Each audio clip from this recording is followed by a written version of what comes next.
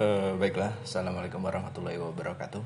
Sebelumnya, perkenalkan, nama saya Muhammad Wahyudi, Teknik Informatika 2016 dengan NIM 1411613. Baiklah, saya akan menjelaskan tentang source code dari aplikasi yang saya buat untuk memenuhi persyaratan tugas besar pengembangan aplikasi mobile. Baiklah, kita mulai yang pertama. Ini setelah Android Studio-nya dibuka. Di sini saya menggunakan Flutter untuk membuat atau membangun aplikasi yang saya buat. Berikut adalah main.dart yang pertama kali kita bakal lihat ketika kita membuka Android Studio-nya. Pada main.dart ini cukup ikuti saja dari tutorial yang dilihat di situs resmi Flutter dan beberapa referensi melalui web yang sudah dikunjungi.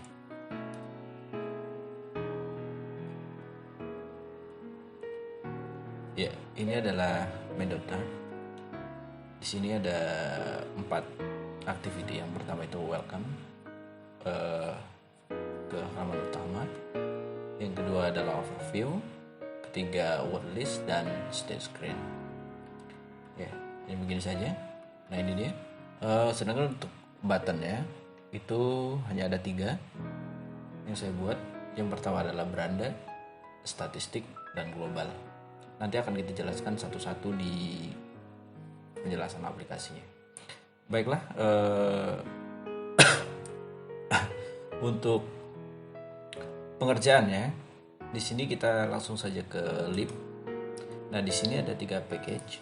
Yang pertama adalah chart, kedua service, yang ketiga adalah UI. Ini adalah main.dart-nya yang sudah saya singgung barusan.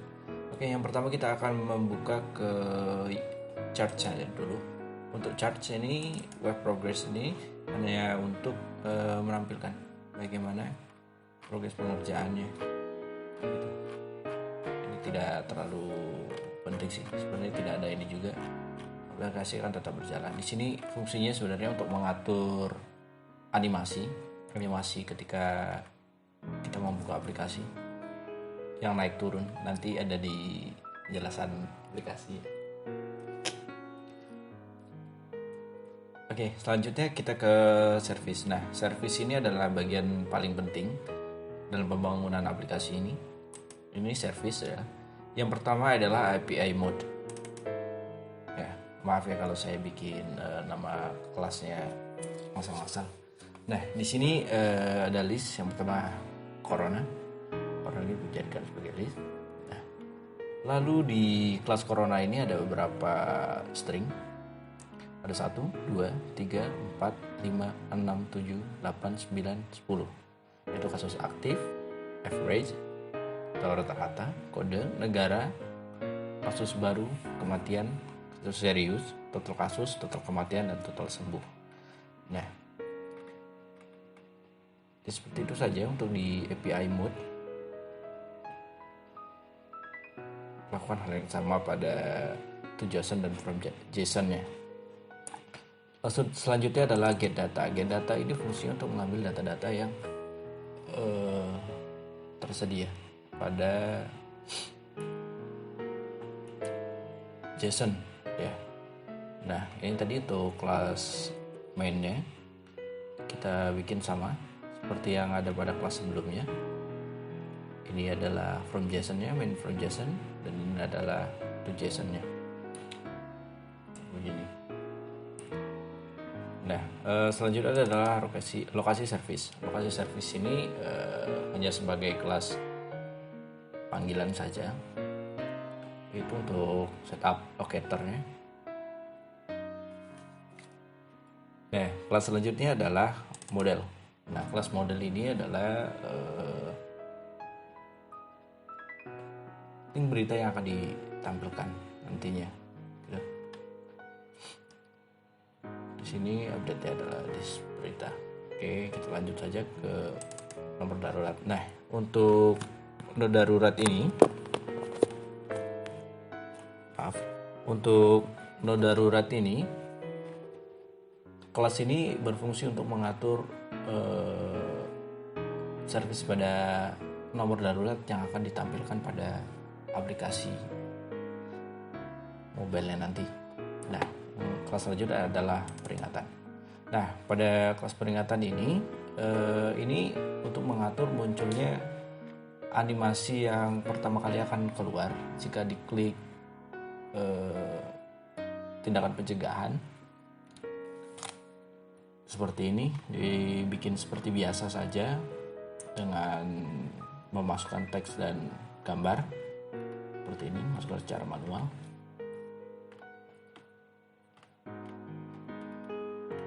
Ya, seperti itu. Dan yang ini adalah untuk mengatur widget.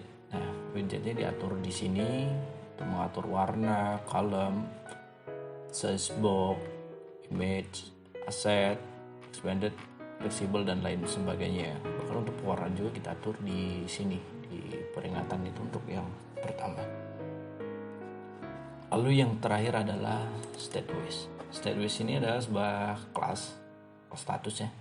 Kelas status dan JSON. Nah, ini untuk mengatur tentang detail kasus yang terjadi nantinya gitu. Nah, yang selanjutnya adalah package UI. Nah, UI ini digunakan untuk mengatur untuk dipanggil oleh service ini gitu. Nah, ini adalah color. Color ini adalah untuk mengatur warna utama seperti ini adalah custom color, background colornya. Kita ambil FF0000 yang berarti berwarna hitam, dan ini berarti berwarna hitam kecoklatan. Selanjutnya adalah detail negara. Nah, detail negara ini adalah sebuah kelas yang diimport dari lokasi service tadi. Maaf jika salah. Di sini akan mengatur tentang tampilannya tentang total kasus baru, total kematian, dan lain sebagainya. Untuk size box-nya kita pakai 80. Ini ada row, dan row-nya juga sama saja, tinggal diganti saja teksnya dari kita ngambilnya dari sini, copy paste, jadi buat ke 3 lainnya. Dan ini ada align. Untuk align-nya ini kita untuk dekorasi gambarnya di box dekorasi, yaitu yang akan ditampilkan di halaman utama nantinya. Ya, itu saja. Ini global state. Nah, stringnya itu kita ambil dari https://api-corona-heroku-app.com total. Jadi untuk kasus ini kita get dari heroku-app.com, yaitu dengan slash total. Jadi nanti di aplikasi ini akan dimunculkan total beberapa banyak kasus yang terjadi di seluruh dunia secara global maupun secara spesifik ke negara masing-masing. Ini untuk tampilannya ada COVID-19 namanya, total kasus, total kematian, total sembuh, kasus aktif, pasien terinfeksi dalam kondisi ringan, diatur sedemikian rupa. Ini adalah home, UI home, mengatur bagaimana tampilan layar beranda seperti ini. Di sini ada nama aplikasinya, COVID-19. Selanjutnya adalah tindakan pencegahan. Untuk tindakan pencegahan ini kita atur sedemikian rupa, sama seperti ini, cuma letaknya saja yang berbeda. Selanjutnya adalah kontak darurat. Nah, kontak darurat ini kita atur sama seperti tindakan pencegahan tadi. Nanti ini diklik akan diarahkan ke kelas nomor darurat ini. Gitu. Selanjutnya adalah kontak. Nah, kontak ini kita lakukan sama seperti apa ya? Seperti peringatan tadi, seperti peringatan yang ada di kelas service, yang ada di package service maksud saya. Nah, ini akan memunculkan pengaduan COVID, yaitu kontak darurat. Nah, di sini disediakan kontak darurat ada pada seluruh provinsi yang ada di Indonesia. Ada kontak secara umum di Halo Kemenkes, ada pengaduan umum dari ke BNPB juga ada gitu.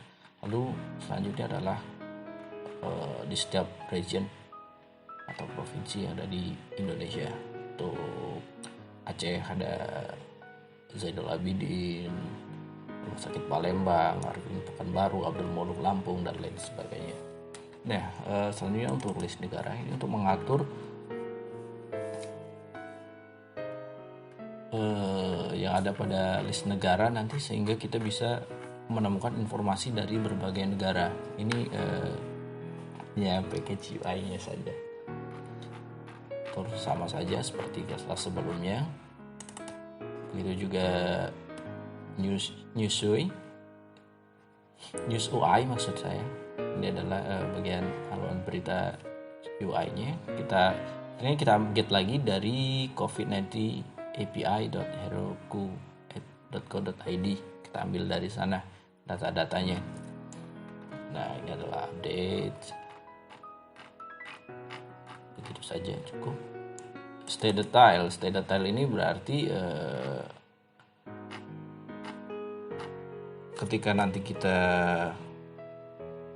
klik atau kita cari negara, maka akan ditampilkan detail dari negara tersebut ada apa saja gitu. Ada kematian, sembuh, dan lain sebagainya. Ini statewide screen, tidak bermasalah, sama saja seperti kelas sebelumnya. Ukuran layar, nah ini mengatur ukuran layar pada aplikasi yang telah saya buat. Nah, mungkin cukup segitu saja untuk penjelasan source code-nya. Maaf saya menjelaskannya secara singkat saja karena memang keterbatasan waktu dan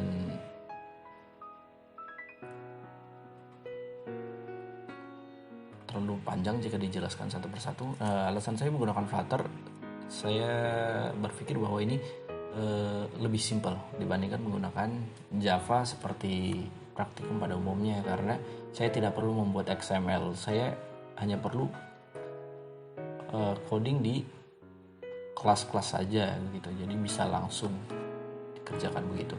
Nah, begitu saja.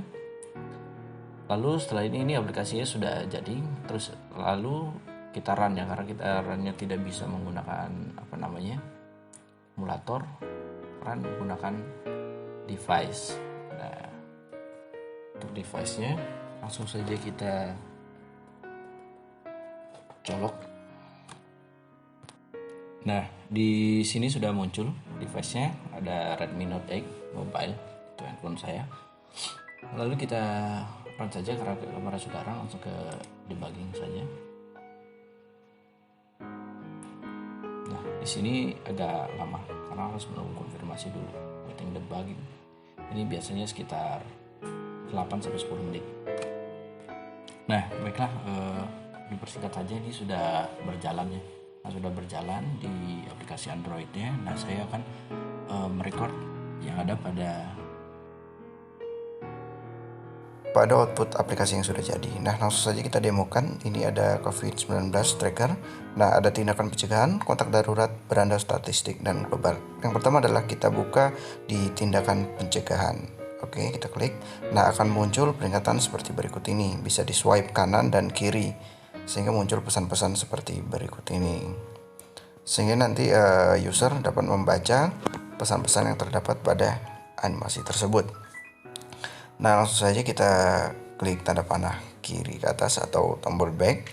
Nah, selanjutnya adalah kontak darurat. Nah, pada kontak darurat ini terdapat banyak sekali nomor telepon darurat yang dapat dihubungi. dan ada juga beberapa provinsi lainnya. Nah, ini sebagai contoh saja, kita klik, kita akan panggil di 119 nomor Kemenkes yang terdaftar di secara nasional, maksud saya. Oke, nah selanjutnya adalah kita cek, ini ada dari 34 provinsi nomor teleponnya, semuanya ada di situ, bisa langsung kita panggil. Kita back lagi. Nah, selanjutnya adalah kita buka di bagian statistik. Nah, loginnya kita tunggu. Nah, berikut adalah informasi yang ditampilkan secara statistik, yaitu secara keseluruhan yang ada di yang direkap di seluruh dunia. Nah, ada kasus aktif, total kasus, total kematian, dan lain sebagainya. Nah, sekarang tekan pada global, pada tombol global. Nah, ini ada data di seluruh negara yang ada di dunia. Nah, di situ ada tombol pencarian. Tombol pencarian juga untuk mencari negara mana yang ingin kita ketahui informasinya. Kita contoh saja Indonesia, kita klik. Nah, informasinya seperti itu. Total kasus adalah 12.438.